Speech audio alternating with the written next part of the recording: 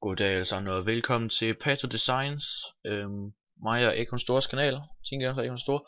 Og det der er en tutorial, og det er nummer 2. Så det er min tur til at lave tutorial nu. Og det laver vi i Photoshop, fordi jeg tænkte, hvad fanden er det nu der snakker? For satan. Alle de afbrydelser, og det er for meget.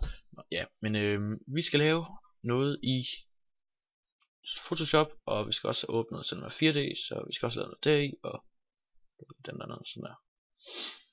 Men ja, først og fremmest så har jeg en template. Slår hun der eller hvad?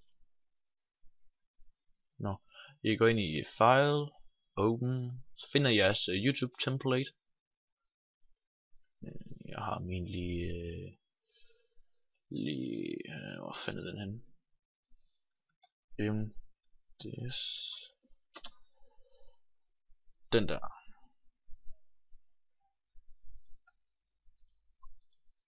Fuck nu.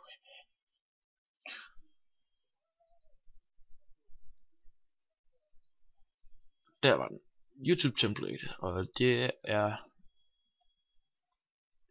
en normal YouTube baggrund, så vi skal zoome lidt ind, vi skal på 66. Nej, det skulle ikke. 63. Er det ikke der? Nej.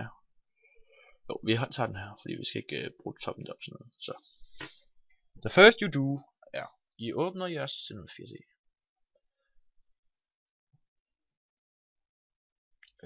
Det ved jeg sgu ikke. Så jeg går ind i render settings, så det er 1280 og current frame, det burde den stå på. Går I herind i save og tager PNG og så alpha channel til, så gemmer det vel, vi kalder det bare tutorial. Så det er vist fint. Og husk, alpha channel skal jo slå til, og det skal være PNG. Går ind i anti-aliasing og tager best og still image. Bagefter slår vi nogle flere ting til, men det er først bagefter. Så lukker I den. Laver I en tekst. Sådan der. Nej, ved du hvad, jeg tror sgu vi skulle lave en ja, det gør vi sgu. Vi laver en partner baggrund, fordi det er lidt sjovere. Så I åbner jeres partner baggrunds template. Den har vi lige her. Yes. Stadigvæk ind i Cinema 4D, laver en tekst. Skriv det vi skriver. Vi kan lave en til PT. Og så 80 og 400. Fordi I skal sådan have et eller andet til at sætte op i toppen. Og da det nu er Pato Designs så tager vi vores logo, som er PT.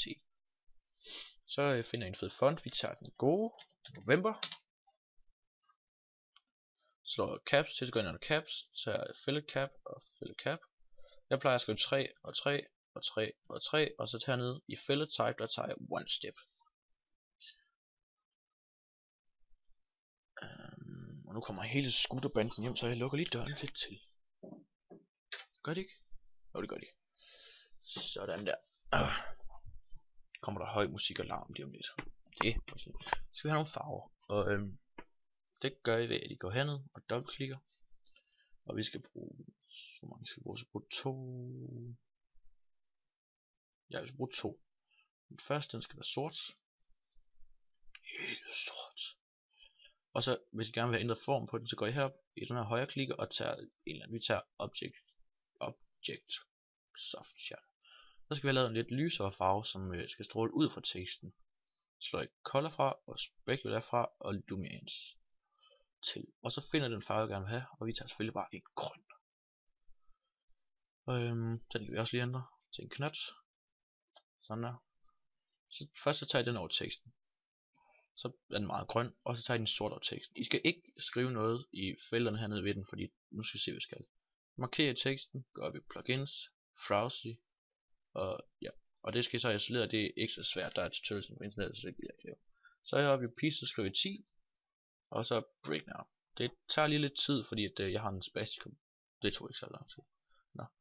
Men så lukker jeg den ned, når den har gjort det. Så de 2 krydser jeg til. Markerer de 2 her. Går ind i trigger, og så til uncollision. Falder de ikke ned. Så skal I have markeret de 2 her igen. Går I op i MoGraph, effekter og random. Og så skal jeg ned på 5 eller sådan noget. Det er det, der ser bedst ud. Det er 5. Så har jeg sådan en fed en her. Og I kan ikke se det så godt nu, fordi der er ikke noget lys på. Så det skal der ikke være. Måske skulle vi lave... Ja, det var godt. Nå. Og så slår jeg light ned på 50. Og ja, prøv at gøre igen. Først så går jeg op i den her, og bare klikker på den, så får jeg et light. Og så går jeg op i den her, og tager array, og putter den ind i.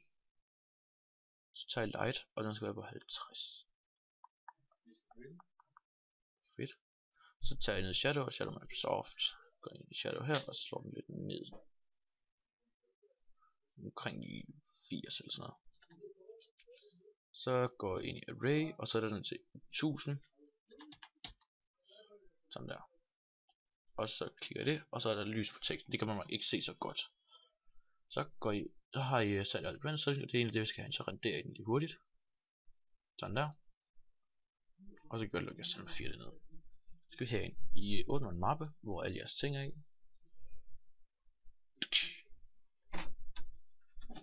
Dog.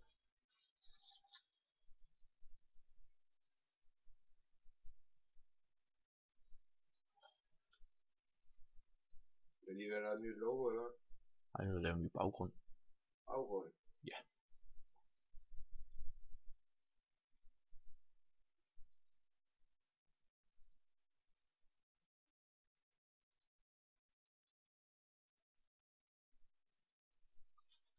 Sådan der.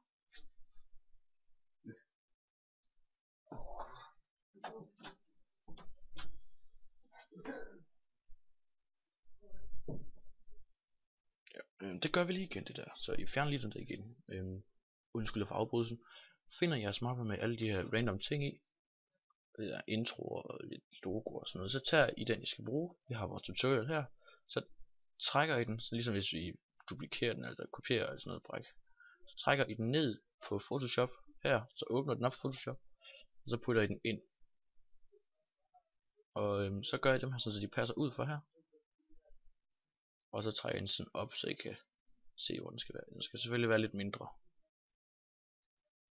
Det bliver sådan en lille fed logo her. Endnu mindre endnu.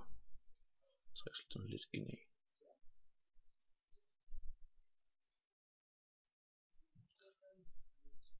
Nej, nu er jeg med det der.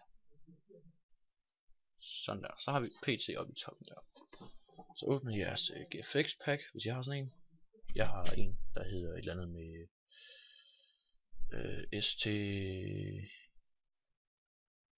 ST meget bræk.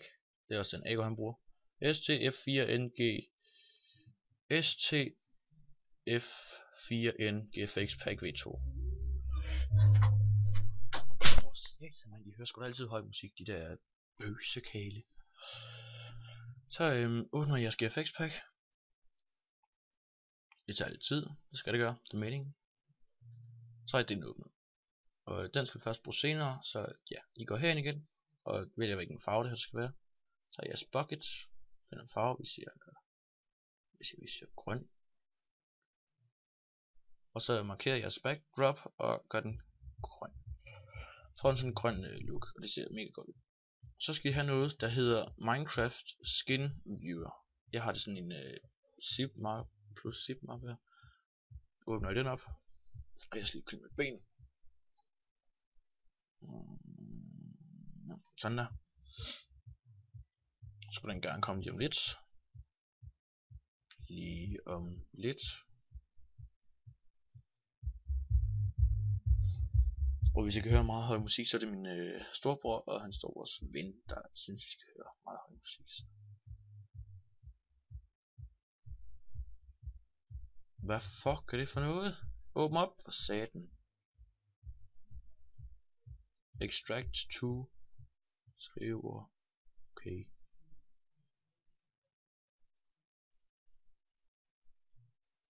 Der. Sådan, all. Nu kæft, men så får vi bare 4 åbner, fordi lige pludselig her. Bum, gibum, gibum. Vi skal kun bruge en. Så vi lukker jeres zip mappe ned igen, og åbner den her op. Man kan se så, at det her er en Minecraft mand uden noget på. Det skal det være. Først så højre klikker I, går I ind under baggrund, og så tager I den, hvor der står gennemsnit. Vi skal ikke kunne se noget, I skal kun have skinnet. Så skriver jeg skin, vi skriver limit. Det har den fundet. trykker jeg vis skin. Så kommer jeres skin frem, når jeres computer tænker over det. Og den skal lige finde det først, og sådan noget, inden med Minecraft og alt sådan noget. Så det kan godt tage lidt tid. Det kan godt tage lidt lang tid.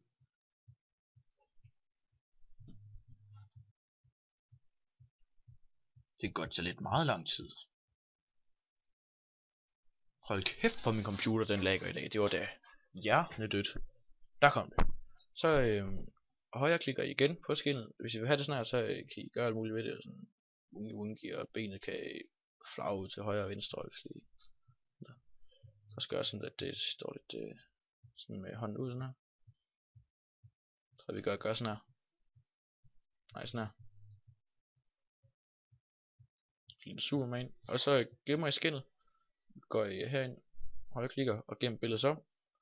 Gemmer sådan så gælder tutorial skin mig.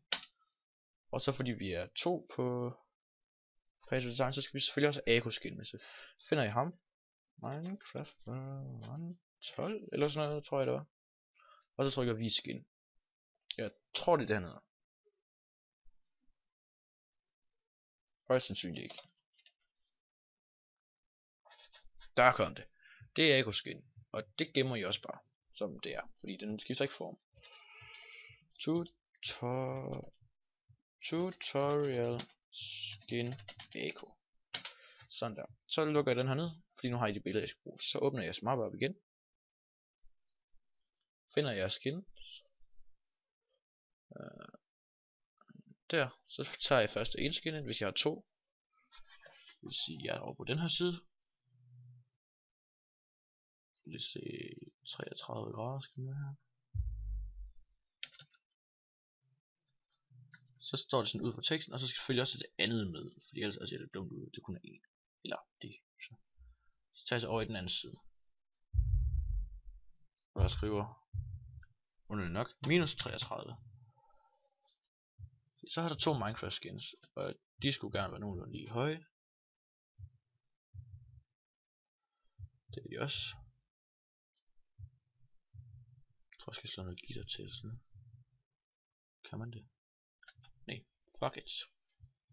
Så har I de 2 skins her. Så skal vi selvfølgelig have Ako skin lidt højere op, fordi de skulle gerne være ude lige for den. Sådan der. Nu vil vi tage begge 2 og føre op på samme tid. Gerne have dem længere op. Det vil vi gerne.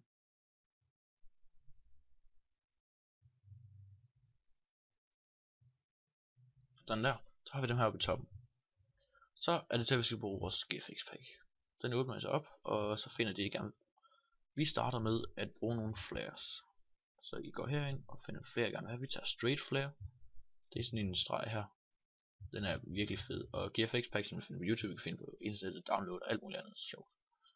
Så fører den derhen, hvor den skal være. Vi vil have, at den skal være i herovre. Så skal vi dreje os lidt.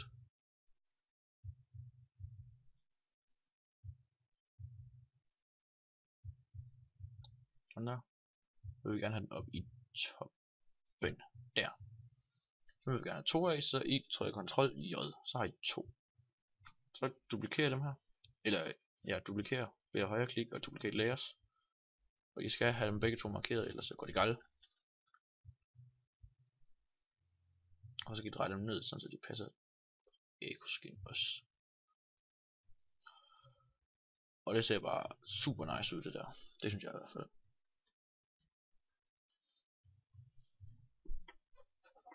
Sådan der. Så skal vi have nogle andre ting ind på vores GFX pack. Ind fra vores GFX pack, så I finder hvad I gerne vil bruge. Vi vil gerne sådan den her. Yes, det er den her.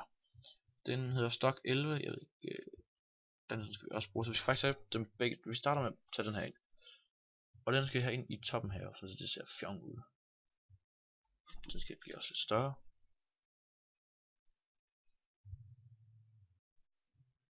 Sådan der.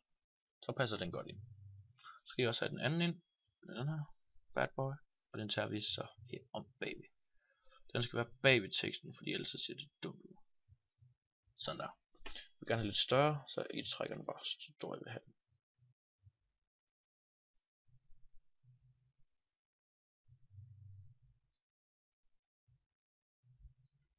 Sådan der. Så har jeg gjort det her oppe i toppen. Og på de fleste baggrunde der er der nogle links man kan trykke på. Så I tager i noget tekst. Og så plejer jeg den på 48 cirka, tror jeg, ikke? Jo, 48 cirka, og den farve der skal være, vil gerne hvid. Sådan der, skriver designer. Det er for stort det der, så vi tager det lidt længere ned. På 12. Nej, lidt større. 18. Ja, 18. Så er der designer. Og den skal vi så bruge nogle stykker af, så I tror J'er dem, eller hvad fanden man siger. Så tager den der ind til.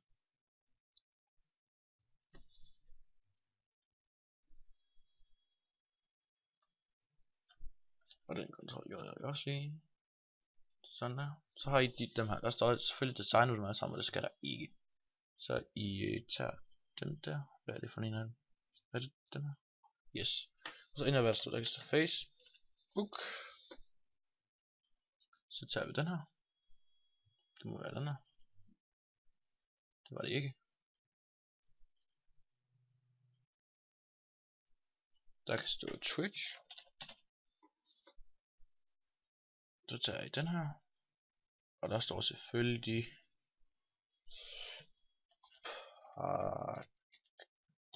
partner. Og dem det skal lige stå med stort. Partner. Hold nu kæft, hvor er jeg dårligt til at stave lige nu. Sådan, så er dem der. Og det, man kan ikke klikke på dem endnu. Og hvor fanden ændrer den skrift?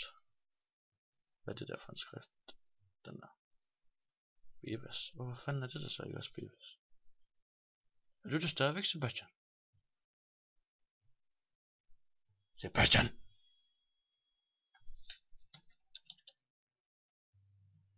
Det er godt, du er bare meget stille.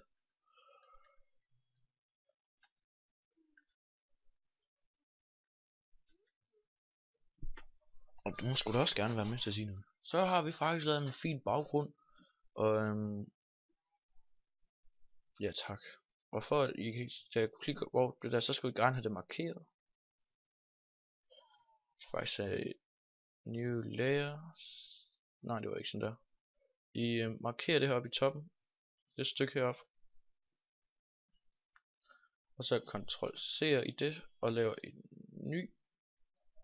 Og det er lige meget hvor stor den her. Vi siger bare nej, det er faktisk ikke lige meget. 2000 gange 1131 skal den være. Og så vil jeg den ind der. Nej, sådan gør man ikke. Hvordan fanden er det så man gør? Man skal gøre et eller andet specielt, så man får det der op markeret.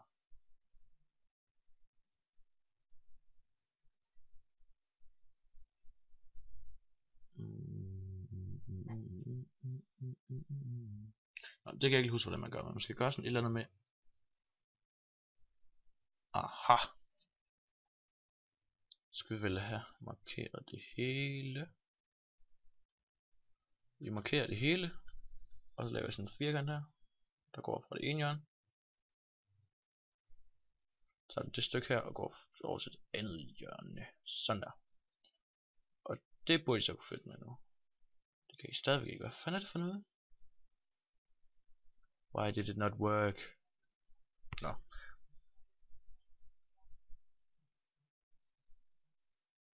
Du kommer til at ødelægge det hele nu, men hvad sker der?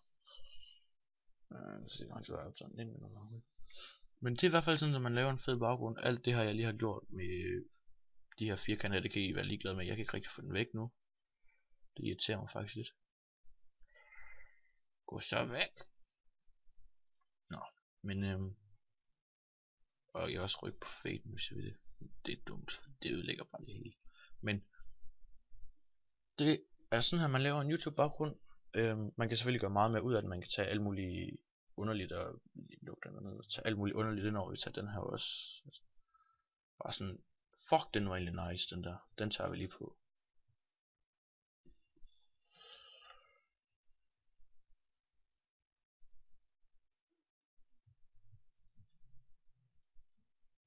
Den kan I tage på sådan der, og så tage den ned under teksten, hvis I vil det, og alt muligt andet. Så det bestemmer I helt selv, hvor den skal være. Det ser faktisk okay godt ud, det der. Jeg tror vi skal have de her nogen. Lige inden vi stopper her, så lige før dem her. Derovre skal de i hvert fald ikke være hvide.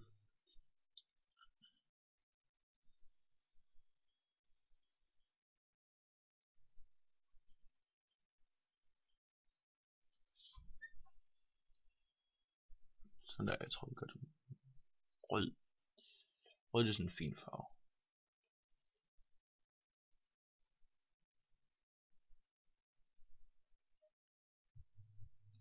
Sådan der.